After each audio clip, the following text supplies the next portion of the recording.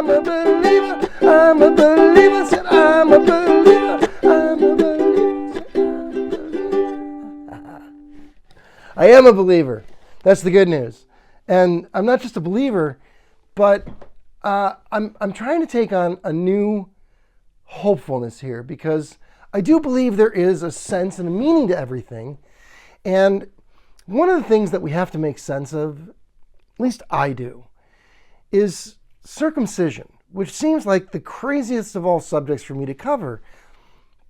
But I think if you take a moment to look at it from what I've learned, you'll see that it's a very important part of what makes up a man's, well, at least a circumcised man's, personality.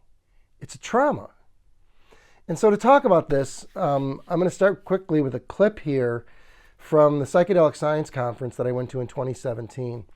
And when I went to the conference, there was a speaker there, and I think I've done a video on this from the, I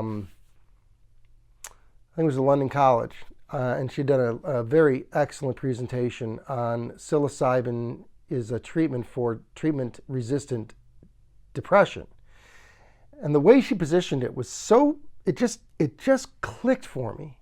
And so I'm going to play you what I recorded immediately after that session. Welcome everybody, Bob Burke here from the Otera Conference in Viroqua, Wisconsin. If I were to ask myself personally what one issue, what one healthcare item has most affected my life and my family, it would have to be depression. What depression appears to be is a mode of thinking which challenges us to have positive interactions in our life. We're stuck usually on an event. It could be traumatic, it could be a death, it could be a loss in the family, it could be the breakdown of a family relationship. But what happens is that the neurons, as we experience this, begin to align to make that memory and that experience more accessible.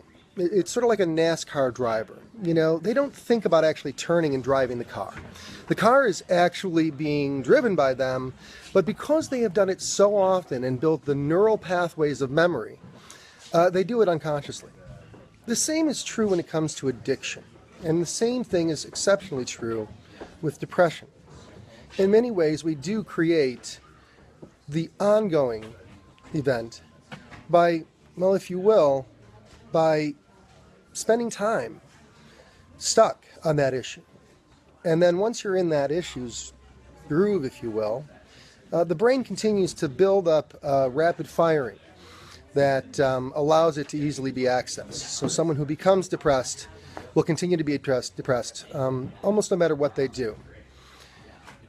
What we've learned about psychedelics is that they release those, if you will, quick-firing chemicals that help make that so automatic, so that your brain doesn't just fire on that signal.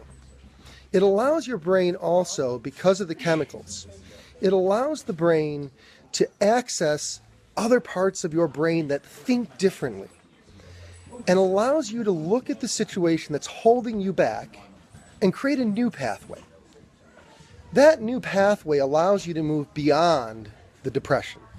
And I think that if you spend a little time looking at her information about how it's used with a number of illnesses, but I think specifically this fits any illness that we could describe as a software issue, an event that happened in your life, or a series of events, or a culmination that impacted your ability to live an ongoing and normal life. We see this, unfortunately, when you have a child that dies. We see it when you have someone in the family who is an alcoholic. You see it in families that struggle with how to have a normal relationship, oftentimes because there is an underlying damage to the thinking that begins when they're very young.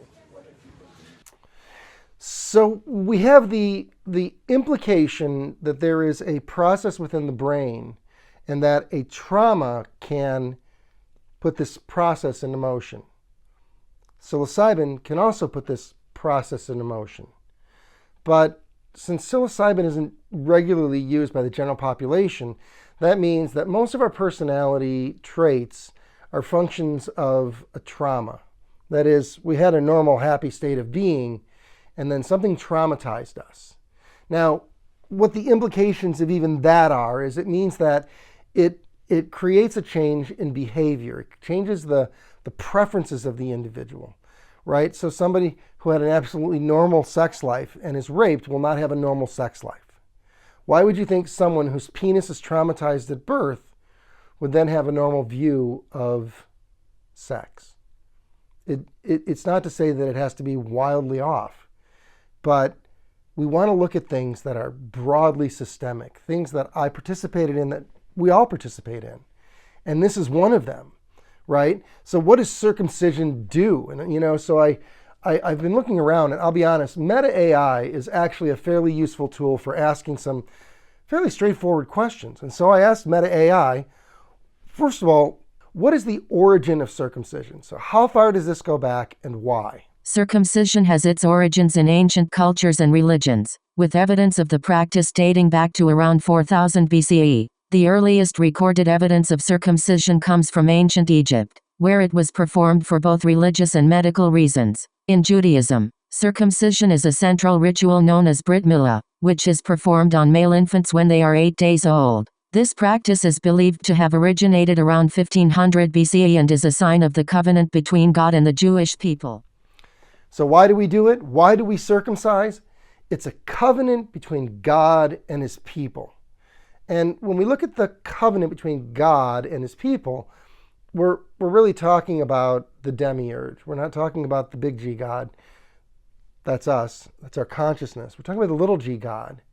And the little g God has used this cult ritual, right? So Peter Levenda says that all religion is cargo cult religion. And I'm going to pull the cargo off of it. That was just sort of how we discovered that the phenomenon exists. These are just cults. We are trapped in cults, and the cults have their own goals. They have their own agenda. And one of those agendas, believe it or not, is to use circumcision as a way to create a behavioral modification in men. And so cutting the foreskin of the men at birth is very much like castrating a pig, except in reverse. Whereas you castrate a pig so that the pig doesn't mate, and of course with all the things that go with that. But when you castrate the pig, the purpose is in part that they not mate with other pigs. Opposite of that is circumcision. And the trauma to the penis during a circumcision causes a nectin-3 adhesion to occur in the brain. First of all, the pain of the trauma causes the wipe down. That causes the release of the MMP9. And, so the question I asked next, I said, Meta AI, first of all, there may or may not have been pain. Hey, in 1969, was there anesthesia for circumcisions? Was a local anesthetic used in circumcisions done in hospitals in 1969? Meta AI. In 1969, local anesthesia was not typically used for circumcisions performed in hospitals. During that time, circumcisions were usually performed using general anesthesia or no anesthesia at all, as the procedure was often seen as a quick and relatively painless surgery. However, it's important to note that anesthesia practices varied among hospitals and medical professionals, so it's possible that some physicians may have used local anesthesia in certain cases, but generally, local anesthesia was not the standard practice for circumcisions in 1969. And so the answer is that, much like today, it's fairly unlikely that any anesthesia was used. So if there is pain during this procedure, then I, like all men, all baby boys, experience this pain. Now, how much pain is there? So once again, I went to Meta AI and I said, are there studies about circumcision and the amount of pain a child senses? Are there studies about circumcision and the amount of pain a child senses? Meta AI. Yes, there have been studies on circumcision and pain perception in infants. Research suggests that newborns do feel pain during circumcision, and that the procedure can be painful. Some studies have measured the physiological responses of infants, such as heart rate, blood pressure, and cortisol levels, which indicate stress and pain. Others have used behavioral responses, like facial expressions and crying, to assess pain. A 1997 study published in the Journal of the American Medical Association, JAMA, found that newborns undergoing circumcision without anesthesia showed significant changes in heart rate, blood pressure, and cortisol levels, indicating stress and pain. A 2006 study published in the Journal of Pain found that infants who received a local anesthetic cream during circumcision had reduced pain responses compared to those who did not receive the anesthetic. The American Academy of Pediatrics,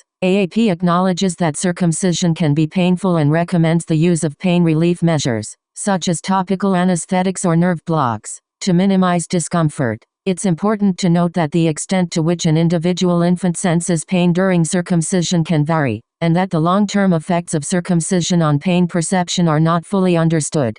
The long-term effects of circumcision on pain perception are not fully understood. Bullshit. Bullshit. And bullshit. Circumcision is done as a culling process. It is done to affect the behavior on a broad scale.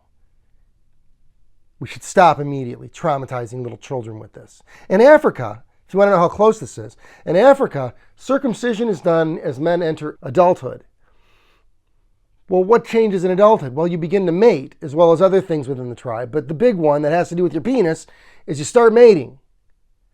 Circumcision is meant to create an increased desire once you realize this thing doesn't have to hurt. And that's the manipulation that we deal with that keeps us so distracted. If you don't believe me that it's a wide distraction in our culture, then you clearly don't know that the largest industry for entertainment in America is pornography, not the NFL. That's how important it is to understand what circumcision has done to not just me, but to all of us. And so I didn't agree to be a part of a cult. You didn't agree to be part of a cult. But we are living in a culture that is controlled by a cult. And that cult says that we should traumatize little baby boys. So, if you will, there I was, all 5 pounds, 7 ounces of my soaking life, experiencing the physical trauma of circumcision. And then probably after a little while, I don't know how long, maybe a day, I have no idea for sure, I could check. But after a short period of time, I was taken away from the familial status of my mom.